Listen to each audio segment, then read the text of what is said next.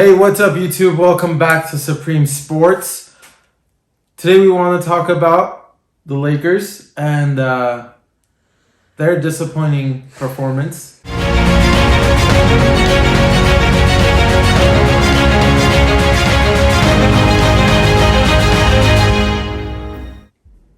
don't know. I felt like that was more so, and he took the blame, is AD. Not just that, but I feel like LeBron could have played a little bit better, been a little bit more aggressive. I realize the no calls and everything, but I think they could have, as a superstar duo, they could have played a lot better. Yeah, definitely. AD was a big reason why they lost, but I mean he's not the only reason. Honestly, there was a lot. The good thing is they played bad pretty much everywhere, and they only lost by 9. So and this happened last year too. This is the very first game of the playoffs.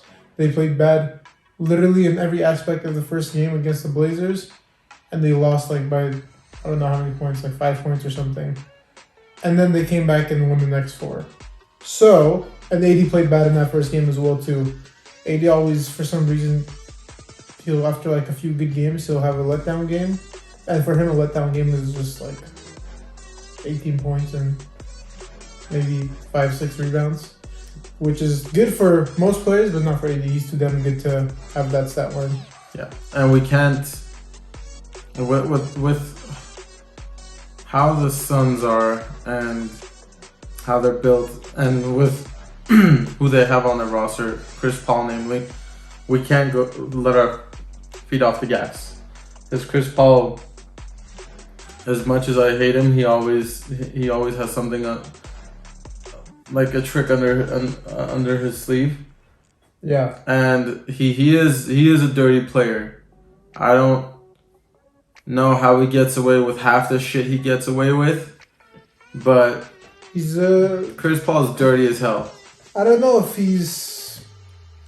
Sometimes I say he's dirty as well too. I don't know if he's dirty, but he definitely does a lot of questionable. Definitely not clean. He definitely does a lot of questionable things on the court. There's been history with it with multiple occasions. It's usually very far apart. It's not like he does every game, but usually very important games you see that come out of him. I know LeBron's shoulder didn't seem like as bad as he made it seem. Obviously, he sold it pretty damn well, but yeah, I mean, they both hurt their shoulders in that game. I don't think LeBron's was that bad, honestly.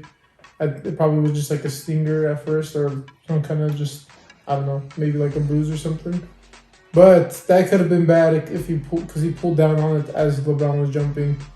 So that potentially made it maybe just hurt for like a second if he kept playing with it. If you're gonna keep doing that, I hope LeBron lands on him in a way that he gets injured. Well, he hurt his shoulder too, and he honestly, I don't know why the Lakers played him so tight after he hurt his shoulder, because apparently, I guess Mark Jackson was saying that at halftime he was trying to shoot threes. Yeah, I saw him. He couldn't shoot worth shit. Well, right after he couldn't even shoot layups. He missed like 5 layups in a row. But he was trying to shoot threes and he could barely get the ball up to the rim. I know it was Chris Paul and he might still make 1 or 2, but at that point I feel like you should shrink the court. Whoever's playing him, just back off of him a little and still guard the mid range, because he still got one over Kuzma, even contested on the mid range shot, even with that bad shoulder. But he barely got it up there. I felt like it swished in, but I feel like he used all his force to get it there. Yeah. So I think this is normal. LeBron generally loses his first game in most series in the sense that he likes to get a feel for the team that he's playing against. It's not to say LeBron is going to and the Lakers are going to lose the series, but LeBron generally likes to feel the waters, and AD tags along at this point. He even said it before the game that game ones are usually feel-out games for him. Mm-hmm. Sometimes he wins those game ones even when he's filling it out. But this happened last year too when he was filling it out. He had not like a great game, but he had a decent game. 18, 8-8, something like that, 28-8, which is good for most players, but LeBron can usually do more than that. But it wasn't like a loud 18-8 or whatever. It was pretty quiet for the most part. He started off hot. He made like the first 8 points, and then after that, he was just kind of sporadic throughout the game.